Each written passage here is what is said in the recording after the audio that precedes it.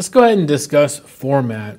Now, format is a part of branding because what you're doing is you're a unique individual that has your own style and approach. And the way you teach, the way you deliver content, your pedagogy, all that can play a part of how you design your screencast videos in the format you select to use. So for example, I'll share a little bit of my format. That's my personal style and my approach. Yours may be different. So for example, I start off my videos by having an introductory video that has music to it. And that's always the same introductory video for this particular series of videos. If I were to change topics or themes or units, my intro may change along with that unit or topic to match the theme or content of that topic. So for example, all of the branding for this particular training, I've been using the same slide deck, the same colors. My introductory video has all those same colorings throughout it, and I'm using the same intro video, and I'm only changing the title of the video so that way when it begins, it kind of has that same feel to it all the time. Just like any TV shows you watch, they always start off with the same kind of intro, and then they go throughout their show. And there's kind of maybe sometimes a pattern within that. So my pattern would be that I start off with the intro video, and then most of the time I'm looking at the camera talking to my audience like I am now. And then I would move into my content after I briefly explain what we're about to learn, what the objectives are, what the outcomes are, and what I'm hoping you're going to accomplish after this video. I generally use slides for the content portion of it, depending on the nature of what it is. If I was like displaying or teaching you how to edit video, we'd be seeing video editing software. But if I'm just delivering content like I'm about to now, I'm going to use a slide deck. Those are all parts and elements of your format that you got to kind of nail down. And then once we nail down our format, we want to continue with that format so we have some consistency. And our students will be accustomed to our formats, and they'll get used to our patterns and our segments. So for example, we'll go ahead and transition over to the content here in a minute and look at some of the things that you can consider to be part of your format. Let's go ahead and take a look. For each of my subtopics within a flip video, I'll actually have a header slide or a title slide that indicates the topic we're going to currently discuss. So if I transition from one topic to another, I transition with a slide like this, just to indicate that now we're moving on to this new topic. Let's take a look at some considerations you're going to want to make when developing your format. The first is duration. How long will your videos be? I know that the short videos are going to be easier for students to pay attention to and consume the content. And the duration of our videos may depend upon the age of our students. And the younger the students are, obviously probably the shorter the video would be, versus as they get older, you can extend the duration. My sweet spot, my goal is right around 6 to 8 minutes, maybe sometimes 5. I think I've been averaging about 6 or 7 minutes during this course.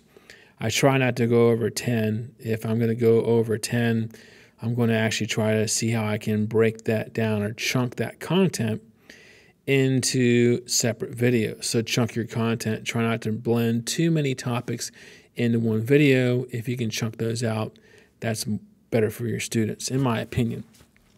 Let's look at your introduction. Determine if you want your webcam on or off. So for example, I share with you, I don't like to be photographed or filmed, but I do so because I feel it's important and I'm going to do what I think is best for my students.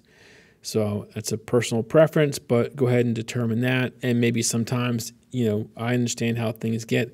I've made videos for this course where I wasn't in the intro because I had a lot to do, to be honest with you, and I was trying to save some time. So I think that it depends on your circumstances. I'm not trying to make you spend an extraordinary amount of time with your videos, but we also want to have some quality, and we want to have our students have, an impact from what we've done within our videos. And if, starting off with a webcam helps that connection and helps them stay focused versus them looking at a slide like we are now, then maybe that's a decision you want to make. Slide with title. So you can have just a slide with a title on it, or like I've been using, have a video. And I'm going to show you how to make those videos for free with Canva for Education. They have some new features that I think you'll like. And then, of course, in our introduction, we want to cover the goals, objectives, outcomes, and state what we want our students to be able to do with this content.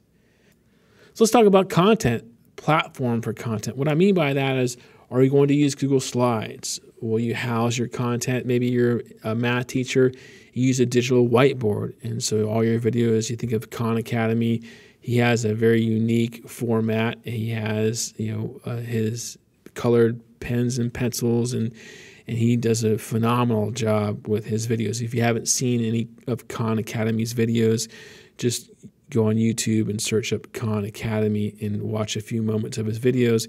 You'll see what I mean by he has a very specific format and approach. His platform is a whiteboarding platform. Right now I'm using slides. Sometimes I use Book Creator, or I'll have a website. I try to, sometimes incorporate my camera being on me as well and not always a slide, mixing it up a little bit. Design and media. So you can see here that this particular slide, I've got intentional design to it. I have 6 items on here. I've used bullets. I've spaced things the way I wanted to. Think about what you're putting onto the slide.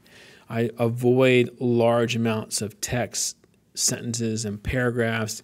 I try to use bullets, and I try to incorporate media, such as most of my slides have an image or a graphic along with text, and the graphics and images are trying to help communicate the content. And as you can see here, I also have this arrow. That's kind of another part of my format, is that I like to be able to use an arrow to be able to help my audience really drill down and stay focused on what I'm talking about at that specific moment. And that's another incorporation of media in using graphics in order to attain my ultimate goal, which is the comprehension of the content that I'm presenting to students. Let's go ahead and look at flow.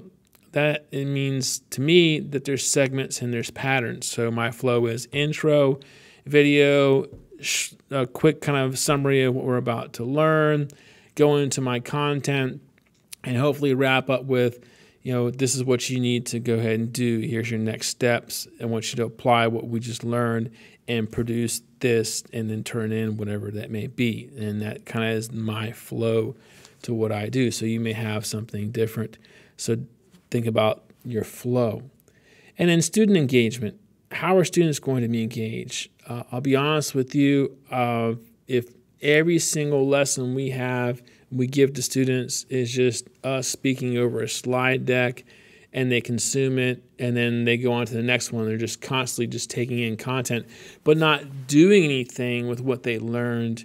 In my personal opinion, it's not going to be retained and be totally absorbed and understood is if they process that content and then apply it. So I like to provide my students with resources, materials, and activities. So if they are, let's say, for example, going through right now a flip video, maybe I give you an outline, or I give you structured notes, or I have you do maybe a reflection on what was said, or you go into a discussion. So try to tie something for the students to be able to take the content that was presented and help them to process it, apply it, and do something with it. And lastly, connecting to our audience. So trying to incorporate our personality, looking at our tone as well.